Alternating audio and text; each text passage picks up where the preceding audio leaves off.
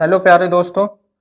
आज UP board के द्वारा 1 मार्च के लिए जो हाई स्कूल एग्जाम के लिए मैथ के लिए इम्पोर्टेंट क्वेश्चन आए हुए हैं यूपी बोर्ड के लिए, और आप इसे 100% स्कोर अच्छा कर सकते हो। एकदम यूपी बोर्ड जैसा मॉडल पेपर से ही लिया गया है। सारे क्वेश्चन इम्पोर्टेंट रहेंगे और आप लास्ट तक इस क्लास को अवश्य देखें। और क्योंकि आप इसे देखोगे तो सारे क्वेश्चन आपको सब इम्पोर्टेंट मिलेंगे जो एग्जाम में लगातार पूछे जा रहे हैं। हर हर साल रिपीटेड क्वेश्चन है ये वाले। खाली आपको इसमें क्या करना है, आपको एक बार ये पूरी क्लास लास्ट तक अंत तक देखना है।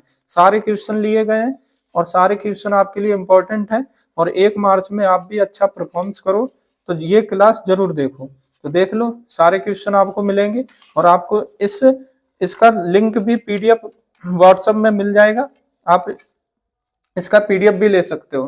ठीक है, तो इसमें क्या है, यूपी बोर्ड में आपको 100% स्कोर करना है। अगर 1 मार्च को आप सब लोग पेपर देना चाह रहे हो तो आप इस वीडियो को अंत तक जरूर देखना। सबसे पहले हम इंट्रोडक्शन करते हैं, क्योंकि ये पेपर का टाइप किस टाइप का होता है। तो ये 70 मार्क्स का होता है और मालूम है 30 नंबर आपके स्कूल से मिल जाते हैं प्रैक्टिकल के तौर पर, तो आपको 100 मार्क्स में हो जाता है। तो आपको 70 में लाना है भाई। तो 70 मार्क्स कैसे लाना है, तो 20 क्वेश्चन आपको ओएमआर सीट पे मिलेंगे और 50 आपको सॉल्व करना पड़ेगा। ठीक है, तो इसमें सभी सबसे पहले इंपॉर्टेंट है कि आपको पेपर मिल जाएगा, उसे 15 मिनट पढ़ने के लिए दिए जाएंगे। तो आप इसे अच्छे से पढ़ो पेपर को, और 15 मिनट में पेपर पढ़ते ही टाइम में आप 15 मिनट में ही 20 क्वेश्चन सॉल्व कर लो ओएमआर सीट पर। ठीक है, क्योंकि आपको सॉल्व करने से जब आप दूसरा पार्ट सॉल्व करोगे तो उसमें टाइम लगेगा। तो इसीलिए 15 मिनट पहले ही आप अपना इंपॉर्टेंट क्वेश्चन जो आ रहे हैं उसी को इसी पे सॉल्व कर लेना। ठीक, तो सभी प्रश्न अनिवार्य है करना है। और इस प्रश्न पत्र को 2 खंड में बांटा गया है, तो ए और बी, यानी पार्ट ए और बी। ए में आपको 20 क्वेश्चन ऑप्शनल मिलेंगे जिसमें ओएमआर सीट पर करना है, और बी पर आपको सॉल्व करना है कॉपी पर। ठीक है, जो आपके 50 नंबर के होंगे भाई, 50 मार्क्स के। तो इधर लिखा भी खंड आ यानी ए में आपको 20 अंक के 20 प्रश्न बहुविकल्पीय जिसके उत्तर ओएमआर सीट पर देना है। और ओएमआर सीट पर कोई भाई व्हाइटनर इरेजर का प्रयोग ना करें और इसे बहुत अच्छे से पॉइंट से भरना है। ठीक है, ब्लैक पॉइंट बॉल पेन से। और दूसरा खंड है आपका बी, और बी में आपको 50 अंक का माल अंक मिलेंगे। और ये वर्णनात्मक प्रश्न मतलब आपको कॉपी पर सॉल्व करना है। आपको बता ही दिया इस खंड में कुल 5 प्रश्न होते हैं। ठीक, और प्रत्येक प्रश्न का स्पष्ट लिखित आपको मार्क मिलेगा। प्रश्न के आगे आपको मार्क मिल जाएगा 1 नंबर का, 2 नंबर का है कि 5 नंबर का, 6 नंबर का, लास्ट 6 8 नंबर तक। प्रश्नों के अंक उसके सम्मुख अंकित होते हैं, यहाँ लिखा भी है। तो सबसे पहले अब यहाँ से हम सॉल्व करते हैं खंड ए। तो यहाँ खंड ए, और खंड ए में यहाँ से सॉल्व करना स्टार्ट करते हैं नंबर 1 से। ठीक है, और इसके सॉल्व करने का तरीका और बेस्ट तरीके से ज्यादा कम समय में आपको इसे सॉल्व करा देंगे। ठीक है, तो ये कन्फर्म है, ये क्वेश्चन आते हैं। तो इसमें सबसे पहले अब क्या लिखा है, किन्हीं दो संख्याओं का एलसीएम एलसीएम 60 है तथा एचसीएफ 3 है, एक संख्या 12 है, तो दूसरी संख्या होगी। ये 1 नंबर का है। ठीक है, कहीं एक एक लिखा हुआ सोचो। तो यहाँ पर एक फार्मूला होता है, लासा गुणा मासा बराबर दो संख्याओं का गुणनफल। याद रखना, लासा गुणा मासा बराबर दोनों संख्याओं का क्या होता है, गुणनफल। तो लासा एलसीएम कितना दे रखा है 60, और एचसीएफ कितना दे रखा है 3, और यहाँ पर एक संख्या कितनी दे रखी 12, और दूसरी संख्या जो है तो वो यानी हमें बी निकाल लेना है। ठीक है, तो बी निकाल लेंगे। तो यहां से हम क्या करेंगे, 60 गुणा 3 और बराबर 12 गुणा बी। तो यहाँ से अगर हम 12 बी निकालेंगे तो 12 गुणा में इधर आ जाएगा भाग में, तो हम इसको ऐसे लिख सकते हैं 60 गुणा 3 और बटे 12। ठीक है, तो 12 एकम 12 और 12 पंचे 60। यानी यहाँ से आ जाएगा बी बराबर 5 गुणा 3, यानी 5 गुणा 3 कितना हो जाएगा, 5 नहीं 15, यानी आपका आंसर आ जाएगा 15। तो बी ऑप्शन आपका सही मिल गया ना। तो ऐसे ये सॉल्व कर लोगे पहला नंबर। ठीक, इसके बाद दूसरा क्वेश्चन पढ़ते हैं। दूसरा क्या है, यानी दूसरा क्वेश्चन पढ़ते हैं। तो दूसरा नंबर कह रहा है, एक शून्योत्तर परमेय संख्या और एक अपरमेय संख्या का गुणनफल हमेशा क्या होता है। तो सबसे पहले हमें ये पता होना चाहिए परमेय संख्या और अपरमेय संख्या किसे कहते हैं। तो परमेय संख्याएं वह होती हैं, सीधे सीधे हम कहते हैं कि परमेय संख्याएं वह होंगी जो पी बटे क्यू के रूप में हो, यानी पी बटे क्यू के रूप में लिख सकें। ये आपकी परमेय संख्या होती। अपरमेय संख्या क्या होती भाई, इसे पी बटे क्यू के रूप में ना लिख पाए, यानी जो परमेय नहीं होगी वो अपरमेय होगी। कहने का मतलब ये है। ठीक है, तो यानी परमेय संख्या और अपरमेय संख्या। तो एक उदाहरण लेते हैं, 1/2, यानी 1/2 ये कैसी संख्या, परमेय संख्या। और अपरमेय संख्या जैसे आप याद रखना जो रूट में संख्याएं हो, जैसे √2, और इन दोनों का जब मल्टीपल करेंगे तो इन दोनों का भाई मल्टीपल कर लेते हैं साइड में, 1/2 गुणा √2, आप इसका मल्टीपल करोगे तो √2/2, और ये अंडर रूट में फिर बन गई संख्या। तो जानते हैं जो रूट में लिखी हुई संख्या होती है वो हमेशा क्या होती है, सदैव अपरमेय संख्या। सदैव क्या होगी, अपरमेय संख्या। बताया ना, अपरमेय संख्या हमेशा रूट के अंदर होती है, और आप जब परमेय और अपरमेय का मल्टीपल करोगे तो रूट ही आएगा। तो रूट आया तो हमेशा सदैव क्या होगी, एक अपरमेय संख्या होगी। ठीक है, समझ भी गए आप। इसके बाद क्वेश्चन नंबर तीसरा सॉल्व करते हैं। तीसरा सॉल्व करने सबसे पहले हम पढ़ते हैं रेखा युग्म यानी लाइनर इक्वेशन दे रखी है, समीकरण एक फर्स्ट ये वाला दे रखा है, एक समीकरण दूसरा के हल होंगे। हमें हल ज्ञात करना है। सबसे पहले हम सीखते हैं हल कैसे, क्योंकि इस क्वेश्चन को सॉल्व करेंगे, इसी क्वेश्चन से और भी टाइप के क्वेश्चन बन जाए उसे भी सॉल्व कर ले, ऐसा पढ़ेंगे हम लोग। तो यानी ये तीसरा नंबर क्वेश्चन में, तो सबसे पहले हम सोचते हैं कि हल क्या होते हैं। तो आप याद रखना, जब दो रेखाओं, क्योंकि एक रेखा ये और एक रेखा ये, अगर दोनों रेखाओं का परफॉर्मेंस देखना, अगर एक रेखा दूसरी रेखा को एक बिंदु पर काटे, यानी एक पॉइंट पर काट रही है, तो इसका एक पॉइंट पे काटने का मतलब होता है अद्वितीय हल। क्या होता है, अद्वितीय हल। याद रखना, अद्वितीय हल। अगर आप दो समांतर रेखाएं, अगर दोनों समांतर रेखाएं आप इसे कितना भी आगे ले चलो, तो ये दोनों संख्याएं किसी पर पॉइंट पे नहीं कटती हैं। जब कहीं नहीं कटेंगी तो इसका क्या होता है, कोई हल नहीं है। तो क्या कहोगे, कोई हल नहीं है। तो याद रखना, कोई हल नहीं है अगर समांतर रेखा है। ठीक है, अगर एक रेखा के ऊपर दूसरी रेखा, यानी इसे बोलते हैं संपाती, यानी संपाती रेखा है, तो आप जानते हो हर पॉइंट पे कटेंगी, तो हर पॉइंट पे कटेंगी, इसीलिए इसे बोलते हैं अनेक हल है। क्या बोलेंगे, अनेक हल है। ठीक, अनेक हल है।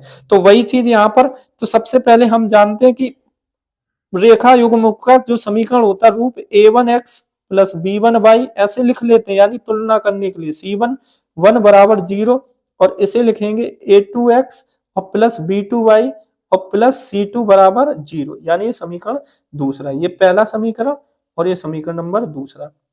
ठीक है, लेकिन पता कैसे करेंगे कि ये संख्या प्रतिच्छेदी है, या आप ये कहोगे कि ये समांतर है कि संपाती है। तो उसका तरीका यहाँ देखो, यहाँ लिख रखा है, अगर जब दो रेशियो यानी a1/a2 और ये डज नॉट इक्वल, यानी ये दोनों बराबर ना हो, किससे, b1/b2 से, तो आप याद रखना है प्रतिच्छेदी रेखा यानी एक हल या अद्वितीय हल।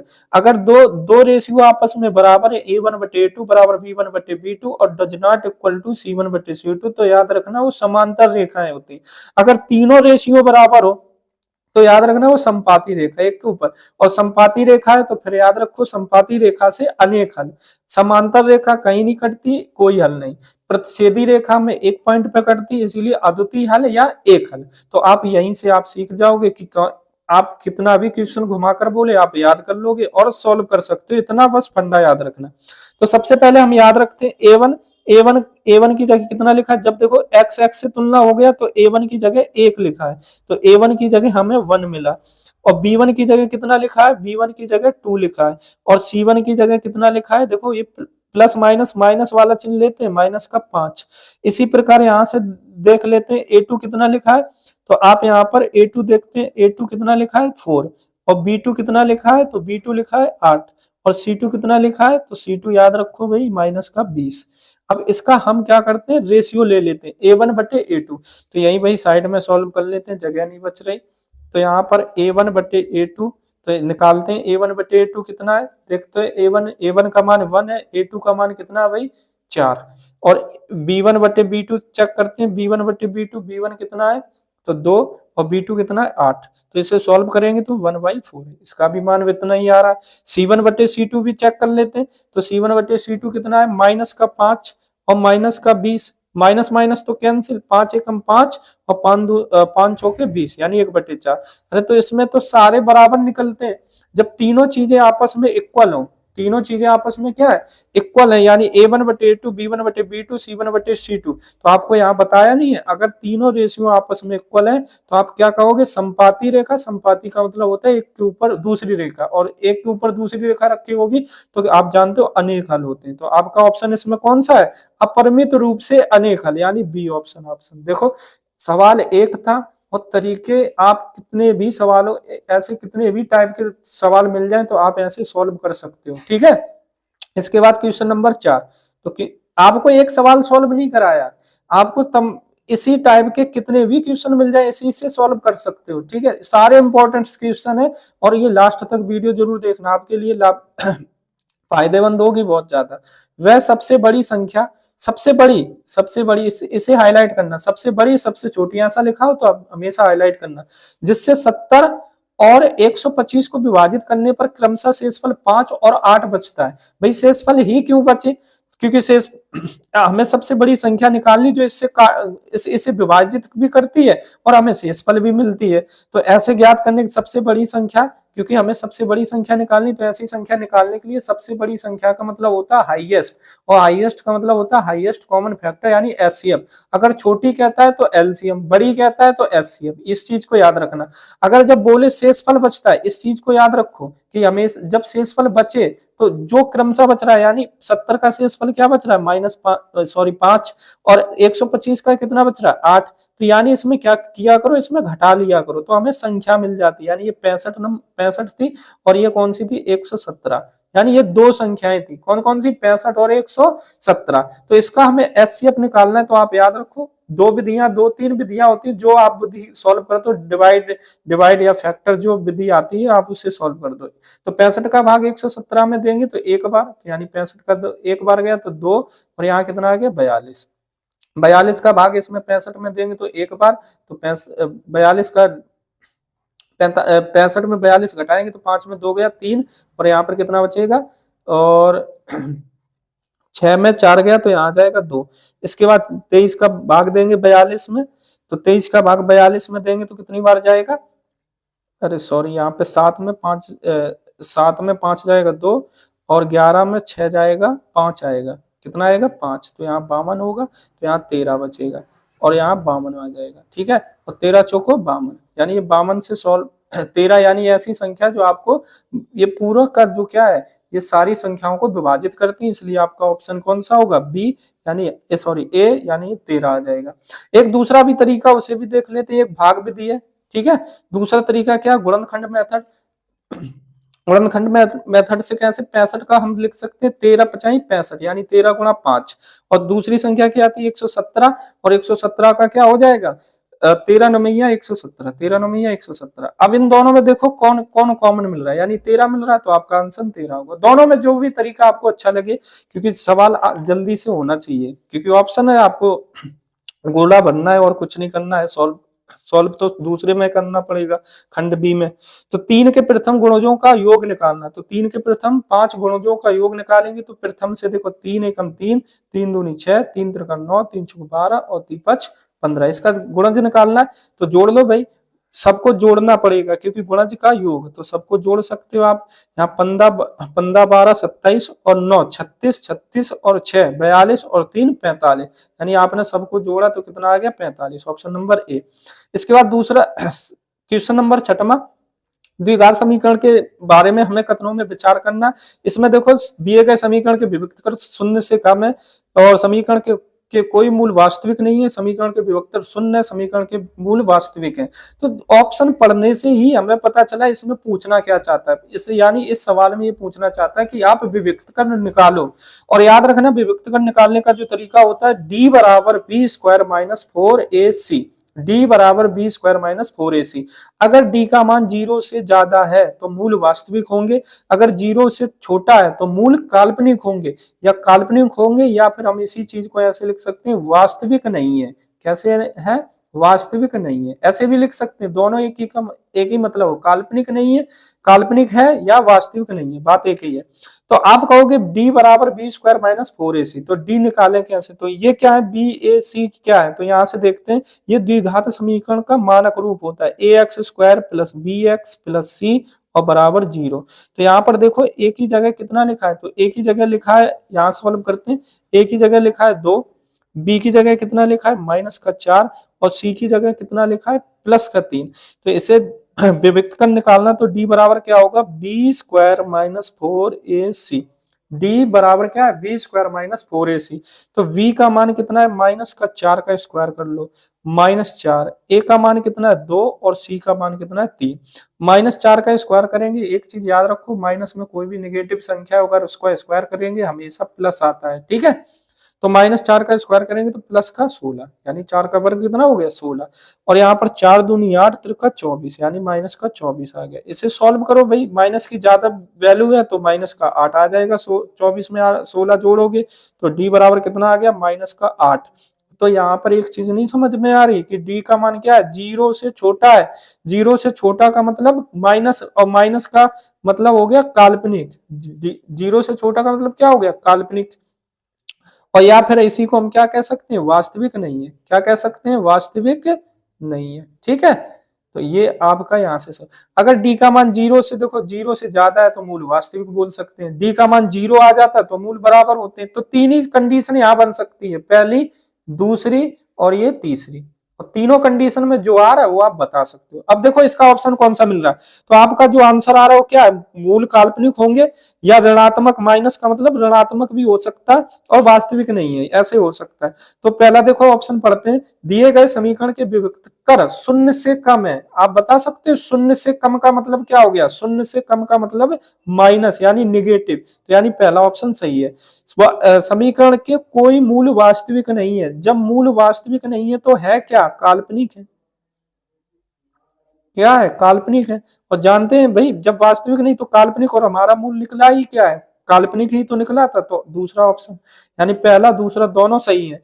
समीकरण के विभक्त कर शून्य, भाई शून्य की तो है ही नहीं, शून्य तो निकला ही नहीं। समीकरण के मूल वास्तविक है, वास्तविक आया ही नहीं क्योंकि डी का मान माइनस से -8 आ रहा है, यानी डी का मान 0 से छोटा है। तो वास्तविक कहां से होगा, वास्तविक तब होगा जब 0 से बड़ा हो।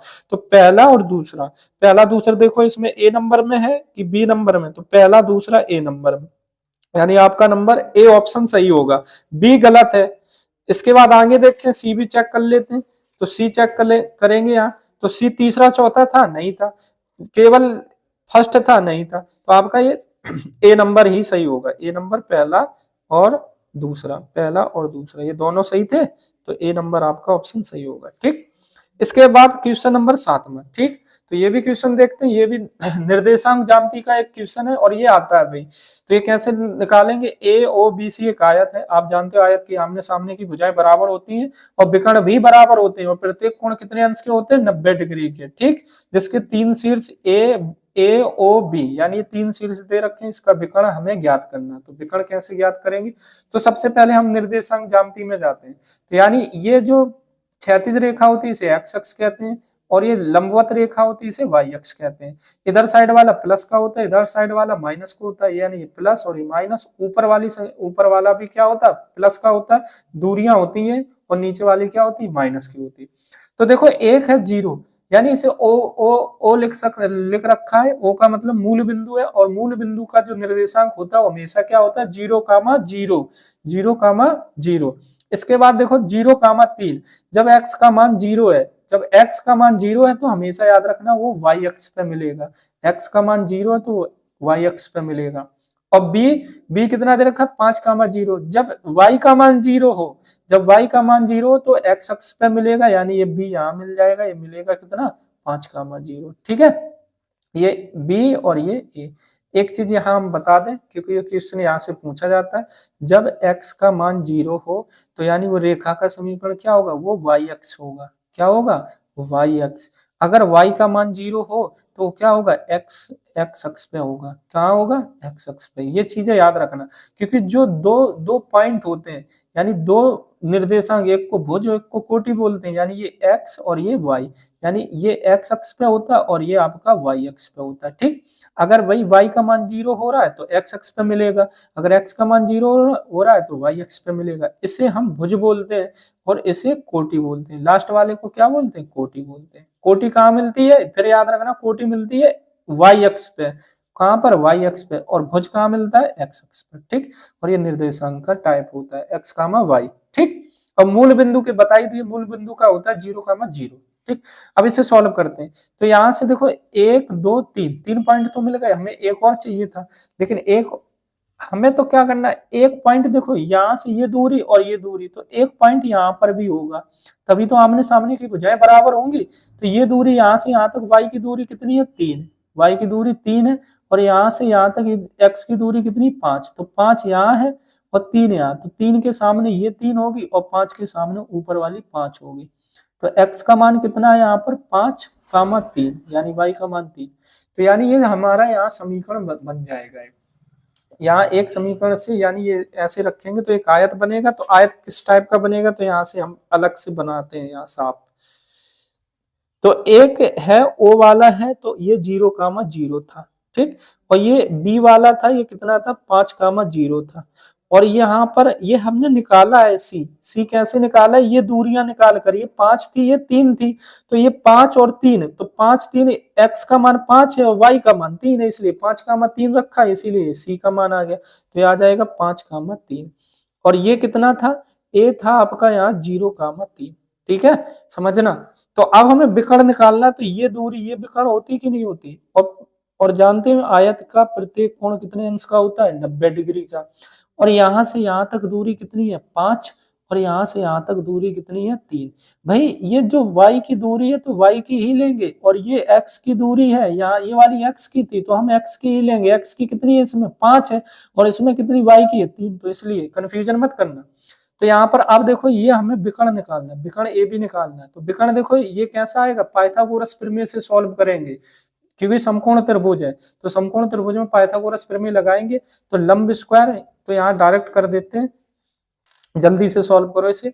तो यानी 3 का स्क्वायर कितना होता है, 3 का स्क्वायर आप यहाँ पर करोगे तो 9, और यहाँ 5 का स्क्वायर कितना होगा, 25, और 9 और 25 दोनों जोड़ेंगे तो यहाँ पर ए बी का स्क्वायर बराबर लिखोगे, या विकर्ण बराबर, तो 25 और 9 34, और हमें ए बी चाहिए, तो ए बी का वर्गमूल कितना होगा, यानी 34 का वर्गमूल √34। तो आपका ऑप्शन नंबर सी, ठीक है। बाकी करके देखना घर पर, तरीका बता दिया, ऐसे सॉल्व कर सकते हो। ए बी बराबर पूरा लिखेंगे,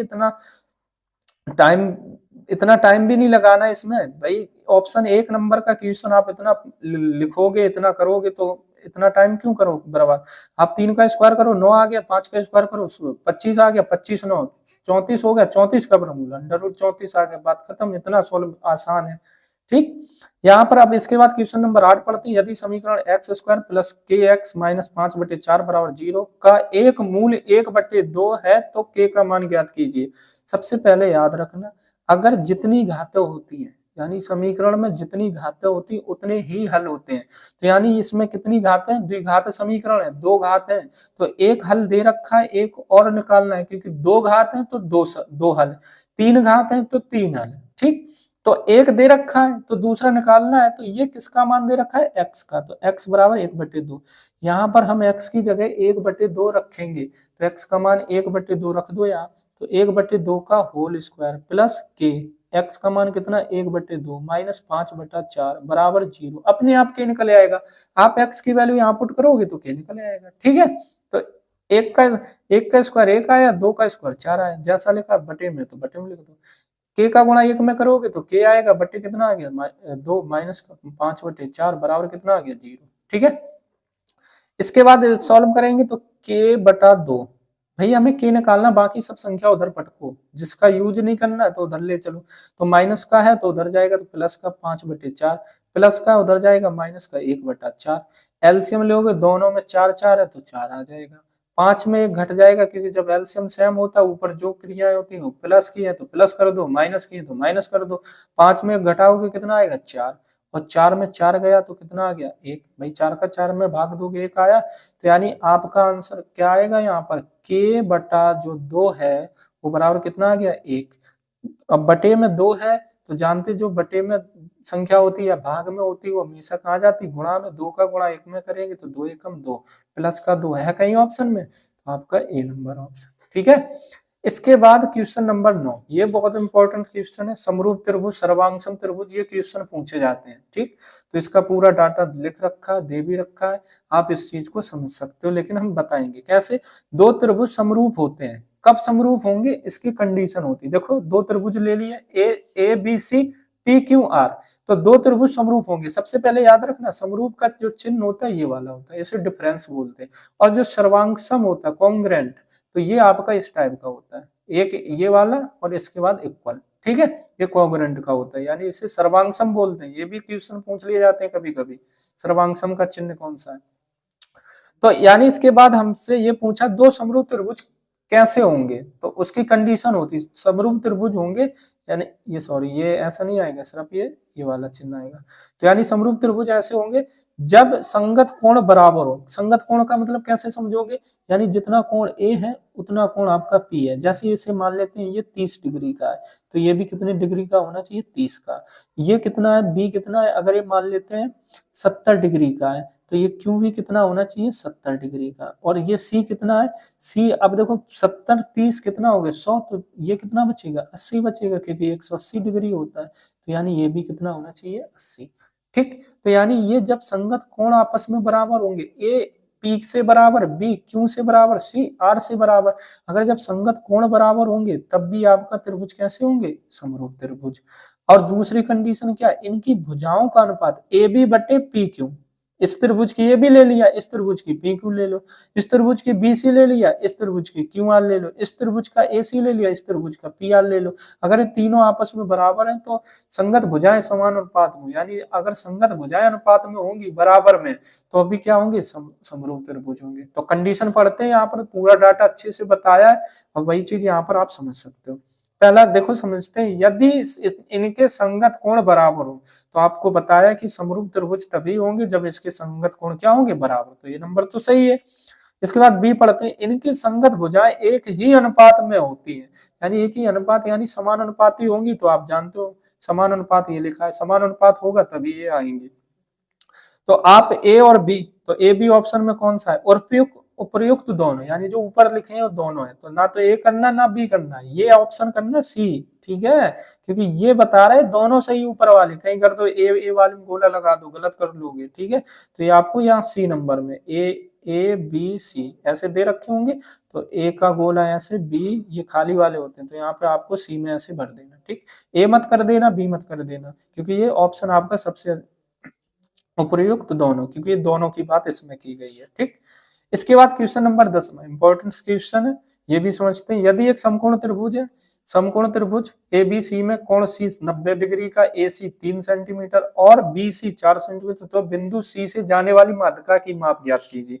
ठीक है, माध्यिका की माप ज्ञात करेंगे कैसे, आसान है, सॉल्व कर सकते हो बहुत जल्दी। तो यानी हम सबसे पहले देखो सी को 90 डिग्री से 90 डिग्री के पास रखा, बाकी ये भी जहां मर्जी हो ऊपर नीचे कहीं भी लिख सकते हो। ठीक, इसके बाद आप समझते हैं AC का मान कितना है, 3, तो AC चाहे ऐसे से ऐसे पढ़ लो, तो AC 3 है। इसके बाद BC कितना है, तो BC देखते हैं, BC ये कितना है, 4 है, BC 4 है। अब हमें क्या निकालना है, ये माध्यिका, ये वाली माध्यिका, ये जा रही ना CM, ये वाली माध्यिका निकालनी CM, तो माध्यिका क्या होगी, AB की आधी होगी। माध्यिका क्या होगी, AB की आधी होगी। अगर हमें AB पता हो जाए तो हमें माध्यिका निकाल लेंगे, लेकिन अब AB निकालें कैसे, तो आप याद रखो भाई, ये इसका भी एक समकोण त्रिभुज का एक क्वेश्चन तो कन्फर्म मिलेगा।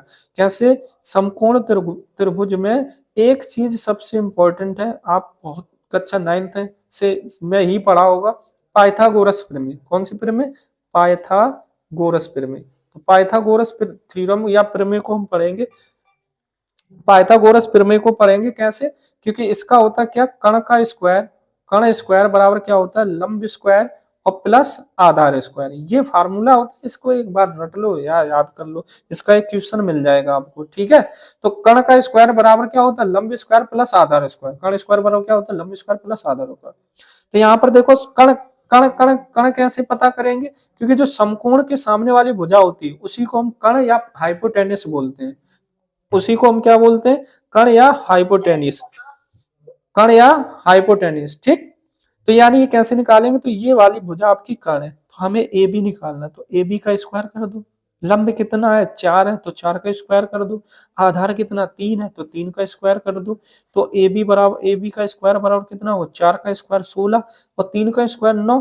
तो ए बी का स्क्वायर बराबर कितना होगा 16 9 25 और ए बी बराबर कितना आ जाएगा, क्योंकि स्क्वायर है यहाँ जाएगा रूट में जाएगा और 25 का वर्गमूल कितना आ जाएगा, तो ए बी बराबर आ जाएगा 5। ए बी बराबर कितना आ जाएगा 5। तो ए बी का मान कितना आ गया 5। ठीक है, ए बी का मान 5 आ गया और हमें माध्यिका निकालनी है। भाई माध्यिका ही तो ए बी बटे 2 है, तो यानी ए बी का 5 है तो 5/2 और 5 का आधा आप जानते हो 2.5 सेंटीमीटर, कहीं है 2.5 सेंटीमीटर, तो ए आ गया। ठीक है, इसके बाद 11 नंबर करेंगे तो 11 नंबर ऑप्शन आप इसे सॉल्व करोगे। सबसे अच्छा तरीका हम बताते हैं इसे सॉल्व करने का। आपको हर जगह इस क्वेश्चन को डाल के देख लेना या कोई टीचर बताएगा, बड़ा फार्मूला और लगाएगा। ठीक है, आप इसकी वैल्यू से सॉल्व कर सकते हो। जैसे साइन 90 साइन 0 साइन 30 का मान जैसे होते हैं ना, तो इसे याद रखना। तो एक साइड लिख देते हैं साइन थीटा यानी 0 30 45, इसका भी एक क्वेश्चन पूछ लिया जाता है, ये याद रखना। ठीक है, और इसके बाद cos थीटा। तो यानी जीरो का जीरो होता है। ठीक है, और 30 का 1/2 और इसका होता है 1/√2 और इसका होता है कितना √3/2 और 90 का कितना होता है 1। और cos को इसको उल्टा लिख दो, सबसे अच्छा तरीका।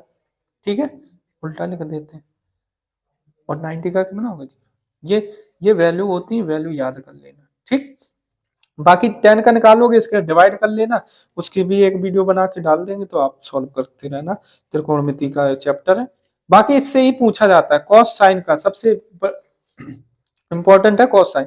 तो यहाँ पर हम कर लेते हैं क्या, थीटा की वैल्यू यहाँ हम 90 डिग्री रख लेते हैं। थीटा का मान कितना, माना कि थीटा, क्योंकि मैथ पढ़ रहे हो भाई सब चीज मान के ही सॉल्व करते हो, तो यहाँ पर हम मान के ही सॉल्व कर लेंगे सेकंडों में। अगर आप सॉल्व करोगे तो ये लगेगा कम से कम 5-6 मिनट लगा दोगे तब सॉल्व कर पाओगे।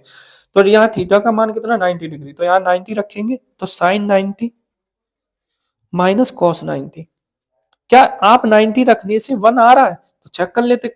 साइन 90 का मान कितना 1 माइनस कॉस 90 का, देखो कॉस 90 का मान कितना 0, 1 में 0 गया तो कितना आया 1, तो बिल्कुल कर रहा है। तो वही चीज क्या इसमें नहीं करेगा, इसमें भी करेगा। तो यहाँ पर साइन 90 का मान कितना है, साइन 90 तो पावर कितनी है, साइन 90 की पावर 4 प्लस कॉस 90 इसकी पावर कितनी है 4, 4 कर दो। साइन 90 का मान 1 की पावर 4 प्लस और कॉस 90 का मान कितना अभी बताया 0 है, तो 0 को पावर 0 कितना भी करो 0 ही आएगा और 1 की पावर में कितना भी करो तो 1 आएगा। तो आपका आंसर कितना 1, तो एक आंसर आपका ए नंबर है। समझ में आया, हमने यहाँ 90 रखा, 90 रखने सॉल्व हो गया। यहाँ 90 रख दोगे तो 1 आया और यहाँ पर 90 रखोगे तो 0 आया, आप इसे सॉल्व कर लो 1 आएगा। आप कितना आसान सवाल है, आप मान रखकर सॉल्व कर सकते हो। बाकी आप सॉल्व करने का वैसे भी तरीका है कि आप इसे मानकर स्क्वायर स्क्वायर करो तब वहां पहुंच पाओगे।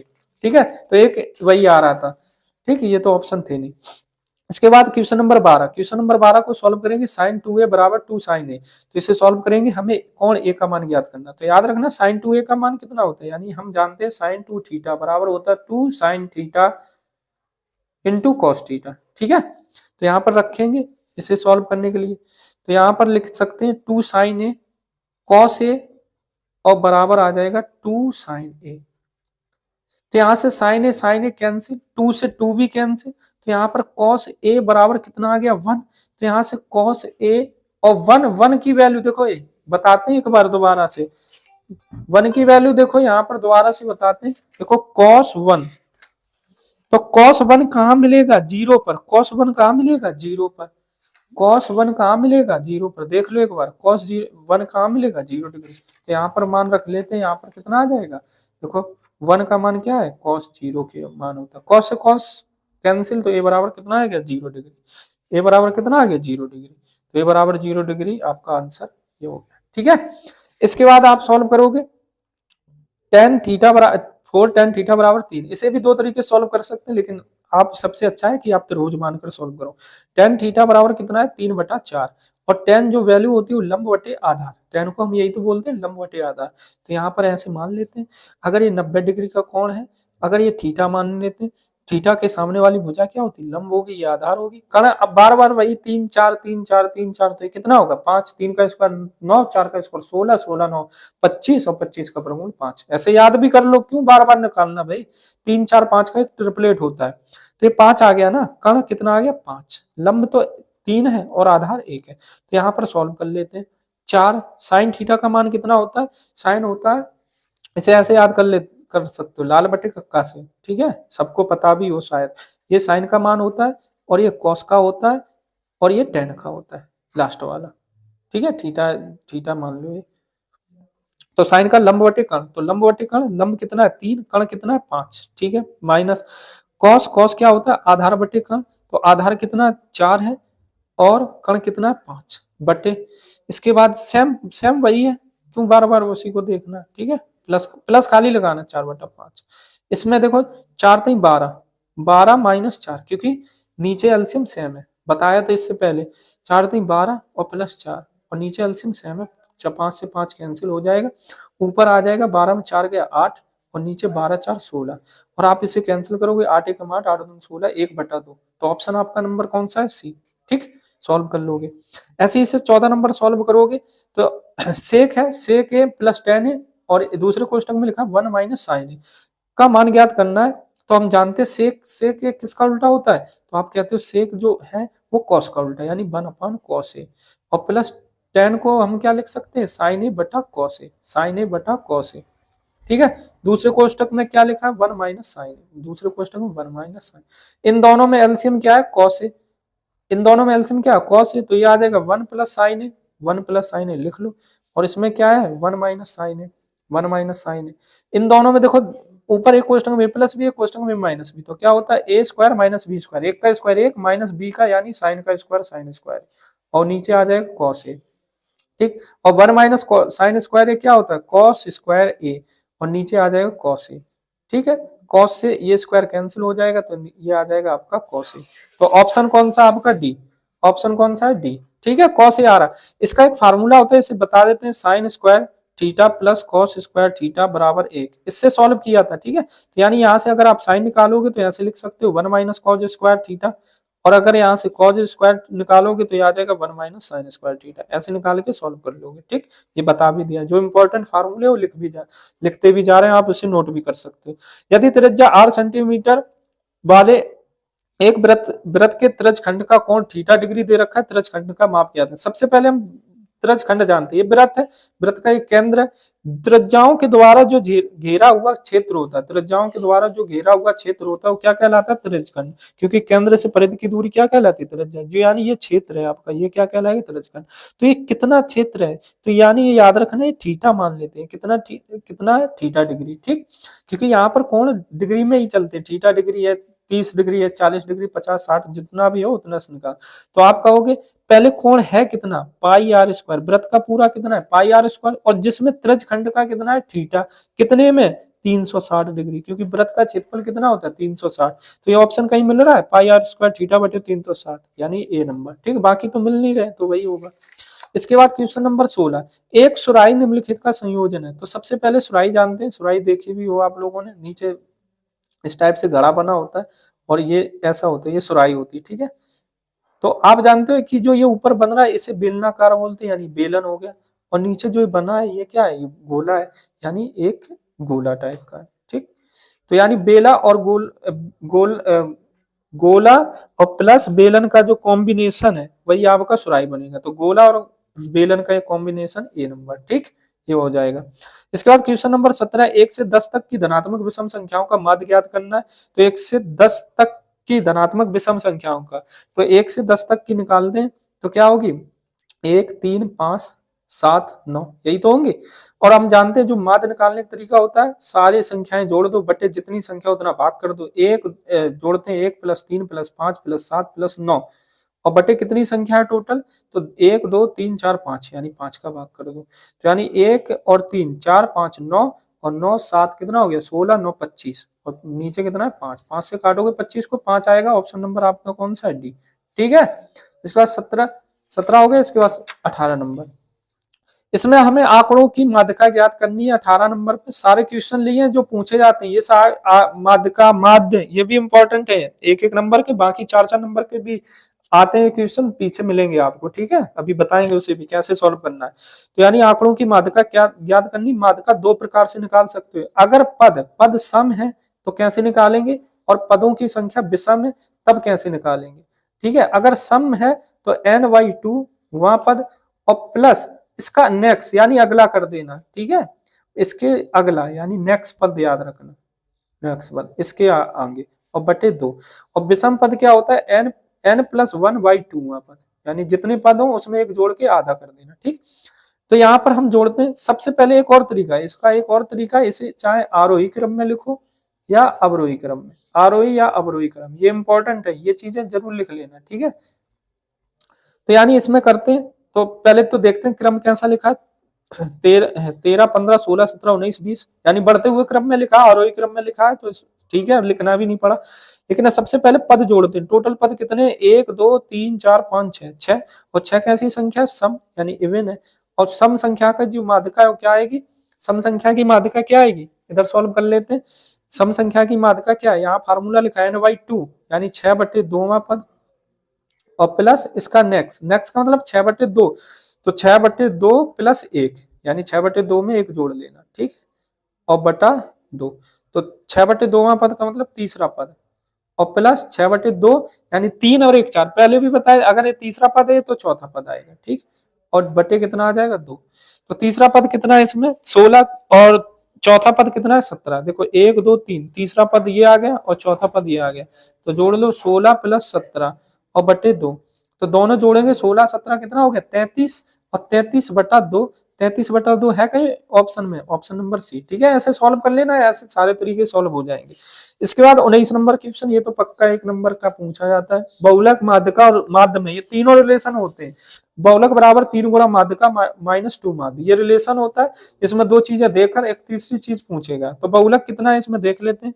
बहुलक 45 और माध्य कितना है 27, तो यहाँ 2 गुणा माध्य 27 कर लो, ठीक है। 3 माध्यिका पूछी, माध्यिका को हम x मान लेते हैं यानी 3x, माइनस लगा देते हैं, तो यानी यहाँ आ जाएगा, देखो ये माइनस का है, तो 45 बराबर 3x और -27 दूनी 54, माइनस का इधर ले चलेंगे तो प्लस का हो जाएगा, तो 3x बराबर 45 + 54, तो यानी 3x बराबर कितना आएगा 45 और 54, तो कितना आएगा 99, ठीक है। x बराबर 3 का भाग 99 देंगे तो 33 99 होता है, ठीक है। तो x का मान 33 आ गया, कहीं है ऑप्शन में भाई, उसी पे हम सॉल्व भी कर डाला सवाल पूरा, ठीक है। तो b का मान कितना आ गया 33, ये b है 33 लिखा है, दिख भी रहा होगा, उसी पे सॉल्व कर रहे हैं क्योंकि पेपर जैसे ही आया वैसे ही उसी पे सॉल्व करा रहे डायरेक्ट लाइव, ठीक है।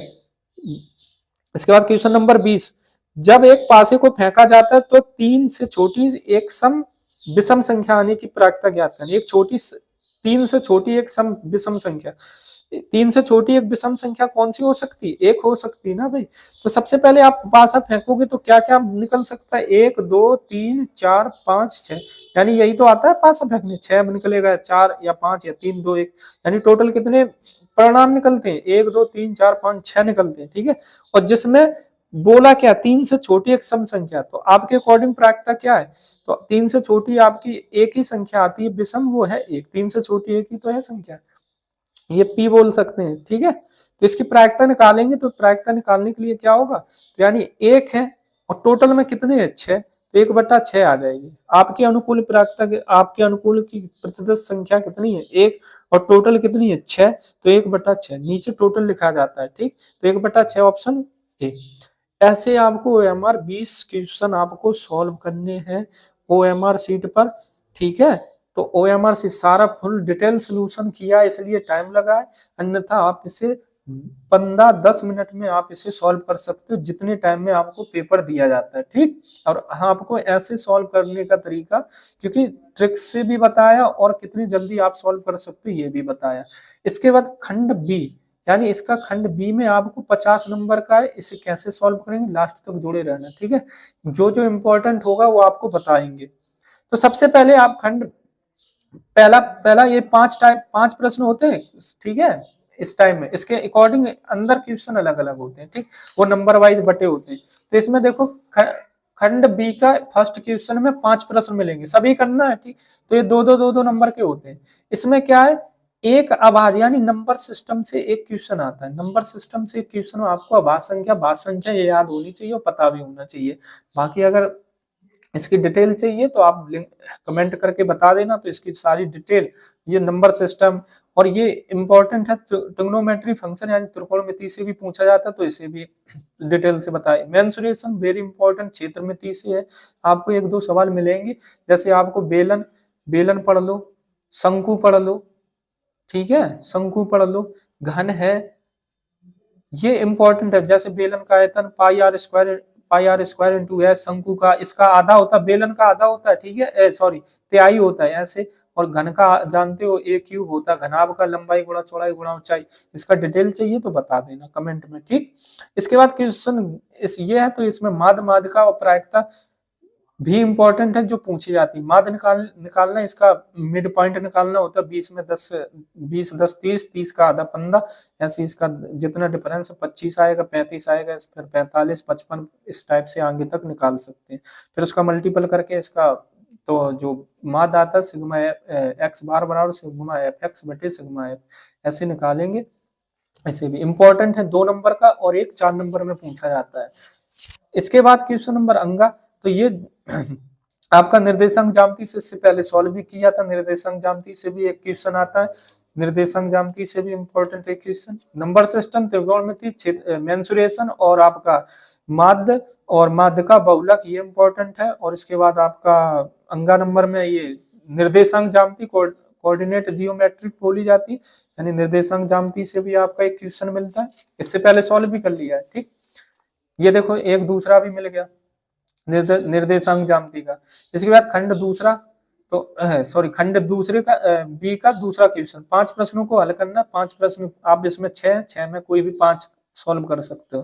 देखो इसमें एक द्विघात समीकरण से भी सवाल आता है, 4 नंबर का होता है, ठीक है, 4 नंबर के अब आएंगे। इसके बाद ये देखो प्रायिकता का मिला, थैले का, ये लाल गेंद पीली गेंद ऐसे पूछी जाती है।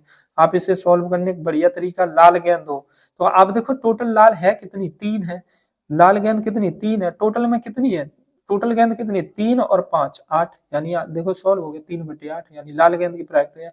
अगर लाल नहीं है तो लाल नहीं है तो आप इसमें एक घटा दें, एक में घटा देना लाल होने की प्रायिकता, तो एलसीएम लेना, 8 में 3 गया तो 5/8, ऐसे सॉल्व आसान तरीके से ट्रिक के साथ बता देंगे आपको। जब चाहिए इसका डिटेल सोल्यूशन तो भेज देंगे, कमेंट में बता देना।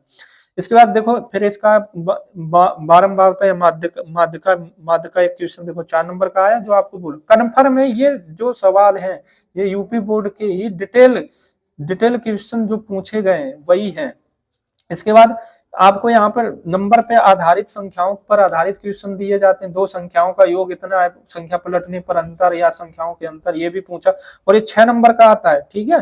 चाहे आप इसमें कर सकते हो या आई रिलेशन से कर सकते हो, आई रिलेशन से आप कर सकते हो, 5 वर्ष पूर्व नीरू की आयु सोनू की आयु की 3 गुनी थी, ऐसे क्वेश्चन बनते हैं, ठीक है।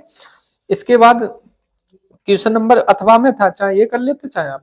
इसके बाद क्वेश्चन नंबर 4, ये भी 6 नंबर के आते हैं, दोनों में एक करना है, अथवा लगा इसका मतलब और, चाहे ये करो चाहे ये करो, और ये दोनों ऊंचाई दूरी के क्वेश्चन होते हैं। और ऊंचाई दूरी में कन्फर्म याद रखना, एक सवाल कन्फर्म है आएगा, ऊंचाई और दूरी, ऊंचाई और दूरी में, ठीक है, ऊंचाई और दूरी में एक सवाल कन्फर्म आता है, ठीक, 6 नंबर का आता है चाहे, और दोनों में अथवा में भी वही होते हैं, दोनों में एक कर सकते। और ये देखो मेंसुरेशन का भी आपका 6 नंबर का, तो 6 नंबर का मेंसुरेशन से भी आपका ये भी और ये भी दोनों मेंसुरेशन के ही होंगे। तो इंपॉर्टेंट क्वेश्चन कौन कौन से हैं चैप्टर जो हम आपको बताते हैं, वो आपको पढ़ लेना है लास्ट एग्जाम टाइम, आप कमेंट करके भी बता सकते हो, अगर आपको पढ़ना है तो उसका डिटेल आपको भेज देंगे। तो पहला है नंबर सिस्टम, जो इंपॉर्टेंट नंबर सिस्टम पढ़ लेना। दूसरा आपका द्विघात समीकरण जो पढ़ना है वही, ठीक। और तीसरा आपको त्रिकोणमिति पढ़ना है, ट्रिग्नोमेट्री, ऐसे समझ लेना। और इसके बाद चौथा ऊंचाई और दूरी, इसी का ऊंचाई दूरी पढ़ लेना, एप्लीकेशन होता है ऊंचाई व दूरी, ठीक। और 5वां आपको आप मेंसुरेशन बहुत इंपॉर्टेंट है, मेंसुरेशन इसका देखो आपको बताया, इसका 6 नंबर के सवाल भी आते हैं, मेंसुरेशन। इसके बाद जो छठवां और इम्पोर्टेंट, इससे आप माद का, ये माद तो इम्पोर्टेंट है, माद निकालना, माध्यक ये भी निकालना, और वह बहुलक, बहुलक भी निकालना। बहुलक जानते हैं, बहुलक जो संख्या सबसे ज्यादा बार आई हो, ठीक है, बहुलक निकाल लोगे।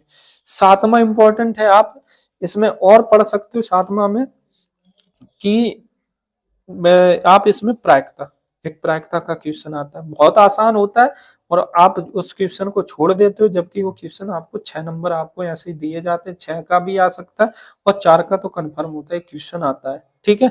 ये इंपॉर्टेंट क्वेश्चन है, नंबर सिस्टम, द्विघात समीकरण, ट्रिग्नोमेट्री, ऊंचाई व दूरी, और इसके बाद मेंसुरेशन, माध्य, माध्यक, बहुलक और प्रायिकता। और 8वां आप चाहो तो इसे और पढ़ लेना, त्रिभुज का पढ़ना चाहो तो, नहीं तो बाकी इससे पहले हमने बता दिया आपको समरूप त्रिभुज, और ये 2 चीजें पढ़ना बस इसमें, समरूप त्रिभुज और एक दूसरा सर्वांग समत्रिभुज, ठीक है।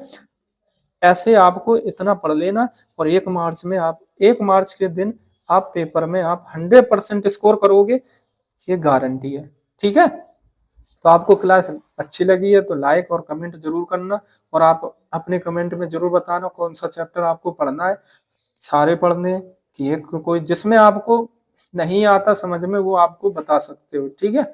और बाकी डिटेल सोल्यूशन आपको OMR सीट का बताया है, आप ऐसे सॉल्व करना, गलतियां ना करना, और अच्छे से आप एग्जाम दो, हमारी शुभकामनाएं, ठीक है। Okay bye.